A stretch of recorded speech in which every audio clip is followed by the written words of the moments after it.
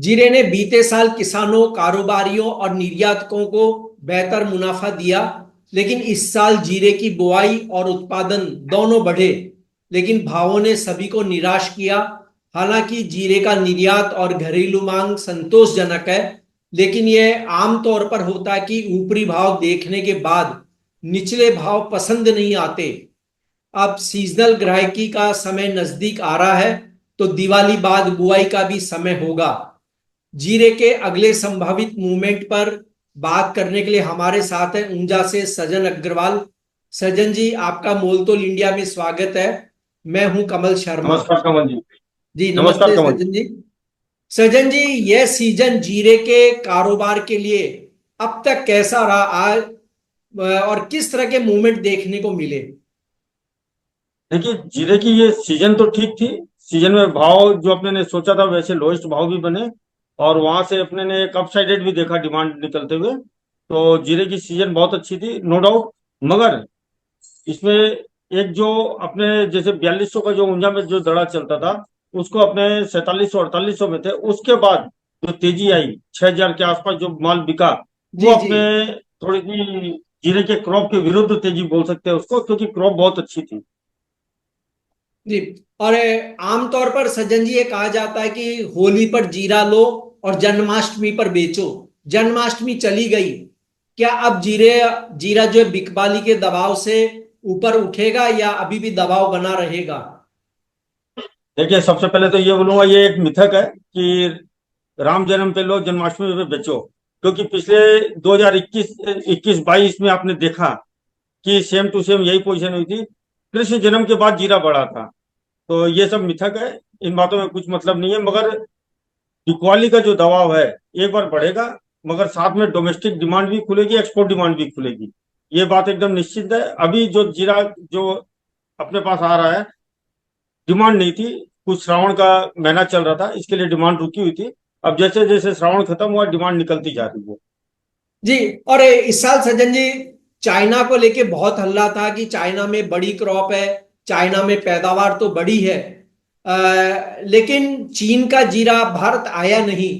फिर भी ये हमारे पास, हमारे बाजार में इतना दबाव क्यों है? क्या खपत बढ़ गई, या खाने वाले अब जीरा नहीं खा रहे, या कोई और बात आ गई? ऐसा कुछ नहीं है। चीन, देखिए, चीन का हल्ला आया था, काफी बड़ी क्रॉप है, मगर ऐसा कुछ नहीं था। चीन का जो माल है उनके लिए सफिशिएंट है। और चीन जो भाव कोड कर रहा है इंटरनेशनल मार्केट में, वो अपने इंडिया से करीबन $600 ऊंचे भाव है। तो जो भी सप्लाई आनी है, जो भी सप्लाई करनी है, वो इंडिया ही करेगा।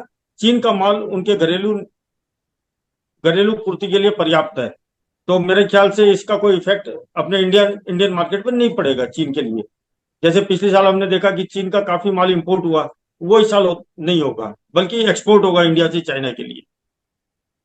कब तक एक्सपोर्ट हो सकता है चाइना को? चाइना कब तक भारतीय बाजार में आ सकता है?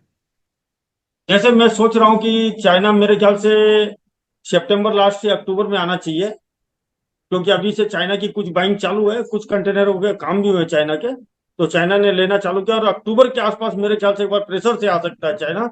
तो वहां पे कुछ बाजारों में अपने उछाल भी देखने को मिलेगा अक्टूबर के महीने में। ये भारतीय जीरे के लिए बांग्लादेश भी एक बड़ा बाजार है, लेकिन बांग्लादेश में जिस तरह के राजनीतिक हालात हैं, और अभी इन दिनों वहां काफी बाढ़ भी आई हुई है, तो बांग्लादेश के साथ आप किस तरह ट्रेड को देखते हैं? कि क्या वहां पे हमारी ट्रेड की स्थिति सुधर जाएगी, या क्या होगा? देखिए, ऐसा कुछ नहीं है। ठीक है, बांग्लादेश में थोड़ा कुछ दिनों के लिए डिस्टर्ब हुआ था, मगर बांग्लादेश की डिमांड निरंतर बनी हुई है। और जैसे पिछले साल बांग्लादेश वालों ने चाइना का जीरा नीचे होने की वजह से चाइना से माल इंपोर्ट किया था बांग्लादेश ने। इस बार बांग्लादेश पूरा का पूरा अपने इंडिया पे डिपेंड है। तो जो भी माल है, बांग्लादेश की डिमांड अच्छी है और अच्छी रहेगी। और इंडिया से ही माल जा रहा है कंटिन्यूअस। तो इसमें और अपने गल्फ इसमें चाइना, कंट्री। जी। गल्फ कंट्री की भी थोड़ी थोड़ी डिमांड है। और मेरे ख्याल से ये सितंबर अक्टूबर में गल्फ की डिमांड भी आई। जी। और अंतरराष्ट्रीय बाजार में क्या भारतीय जीरे से चाइना यानी प्रतिस्पर्धा नहीं कर पा रहा? यानी आप कह रहे थे कि चाइना के भाव ऊपर है, तो वो क्या भाव कोट कर रहे हैं, हम क्या भाव कोट कर रहे हैं वहां पर? चाइना के भाव आज मेरे ख्याल से $3700 के भाव है, 3700 के। और इंडियन इंडियन जो क्यूमेन है उसके भाव है 3100 से 125 के भाव, 3100 $125 के भाव है। इसके लिए जो भी इंडिया का जीरा भी काफी नीचा है। और अब हम बात करें रमजान की, क्योंकि एक बहुत बड़ी खपत वाला महीना होता है, तो नेक्स्ट ईयर 2025 में रमजान फरवरी में है, यानी तब तक भारत में नए जीरे की फसल लगभग नहीं आ पाती है या बहुत छिटपिट आवक होती है। तो यानी जो इस साल का जीरा है उससे ही काम चलाना होगा। आप कैसी डिमांड देखते हैं कि गल्फ की डिमांड होगी, और कब तक उसके यहाँ से मतलब जो है डिलीवरी देना शुरू होता है, क्या सिचुएशन होगी उस समय? बहुत अच्छा सवाल है। रमजान फरवरी में चालू हो रहा है, और रमजान की जो भी पूर्ति होगी माल की, रमजान एक्चुअली रमजान का माल गल्फ कंट्रियों में 15 दिसंबर के आसपास से जाना चालू हो जाएगा, जो पूरी जनवरी चलेगा। तो जो भी है पुराने माल से ही पूर्ति करनी पड़ेगी, नया नया माल उस समय आएगा नहीं अपने पास, पुराना माल ही चलेगा। और उस समय में अगर अच्छी डिमांड आती है तो अपने देशौरी डिमांड भी रहती है, तो एक अच्छा खासा मेरे को बाउंस वहां पे लग रहा है। अच्छा सज्जन जी, देख मौसम की बात आती है हमेशा जीरे की बुआई को लेके कि दक्षिण पश्चिम मानसून कैसा है। इस बार अगर हम देखें तो राजस्थान में भी काफी अच्छी बारिश हुई है, बारानी एरिया में भी हुई है, और जो सिंचित एरिया उनमें तो हुई है। गुजरात की बात करें तो चाहे कच्छ हो, सौराष्ट्र हो, या जो गुजरात के दूसरे इलाके हैं वहां लगभग बाढ़ आई हुई है, बारिश भी बहुत जमकर के हुई है। ऐसे में जमीन में नमी की मात्रा बहुत बढ़ जाती है, और जीरे के लिए कहा जाता है कि भाई नमी बहुत ज्यादा हो तो जीरे की बुआई से किसान परहेज करते हैं। क्या सिचुएशन बन सकती है अगर ये बारिश अभी एक महीना और रह जाए तो? बिल्कुल सही सवाल किया आपने। मेरे जैसे मैंने जो स्टडी की है, अभी तो एक बार पूरे गुजरात और राजस्थान में बाढ़ के जैसे हालत है, काफी नमी है जीरे जमीन के अंदर। और जो वेदर फोरकास्ट बता रहा है आगे का, वो अक्टूबर नवंबर में फिर एक बार अच्छी खासी बारिश बता रहा है। वेस्टर्न डिस्टर्बेंस चाहे चाहे जो भी आए, बहुत अच्छी बारिश बता रहा है। तो जमीन जमीन में अगर नमी रहेगी तो जीरे की बिजाई पर 100% असर पड़ेगा। मेरे ख्याल से हो सकता है 30 से 40% बिजाई भी कट सकती है, जो कि एक बाजार को प्रोत्साहन देने के लिए बहुत बड़ी बात होगी। और सामने अपने डिमांड जोन भी खड़ी हो रही है। तो कुल कैलकुलेशन मिला के मेरा जो कैलकुलेशन है वो निकलता है कि 15 सितंबर के बाद एक जीरो में तेजी चालू होनी चाहिए, जो कंटिन्यूअस बनेगी। और खूब लंबी तेजी भी नहीं देख सकते जीरो में, क्योंकि क्रॉप साइज बहुत बड़ी है अपने पास। अच्छा, जो जीरे की आवक हुई उसमें से अब अगर हम माने कि मोटे तौर पर अंदाज लें तो इस कारोबारियों के पास कितना जीरा होगा और किसानों के पास कितना बचा होगा? देखिए, जीरा का भी टोटल माल करीबन मेरे ख्याल से 40 से 45 लाख बोरी निकल चुका है अभी तक। और ये सब माल डिमांड एंड सप्लाई जोन में गया है। और कुछ हमारे गोडाउनों में स्टॉक होगा 10-15 लाख बोरी, बाकी का माल किसानों के हाथ में। और क्रॉप साइज 1 करोड़ प्लस है, ये बात पक्की है। तो इस बार किसानों ने माल में पकड़ रखी है।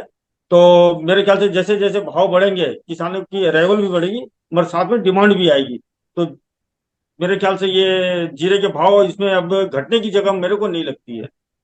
तो ऐसे में रमजान के समय जब बड़ी सप्लाई हमें करनी होती है तो उस समय, और क्योंकि वही समय लगभग दुबई फूड फेस्टिवल का भी होता है, तो ऐसे जी में क्या पूरी बाजार की चाबी किसान के हाथ में रहेगी या ट्रेडर के हाथ में रहेगी फिर?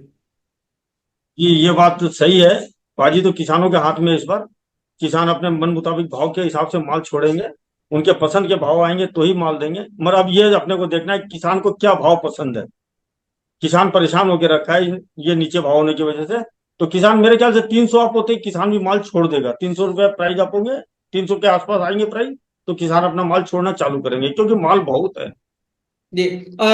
और आपका शॉर्ट टर्म के लिए नजरिया क्या है कि जीरे के प्राइस किस रेंज में मूवमेंट कर सकते हैं? मैं बहुत जल्दी जीरे का 275-80 रुपए का प्राइस देख रहा हूँ, बहुत जल्दी 15-20 दिनों के अंदर।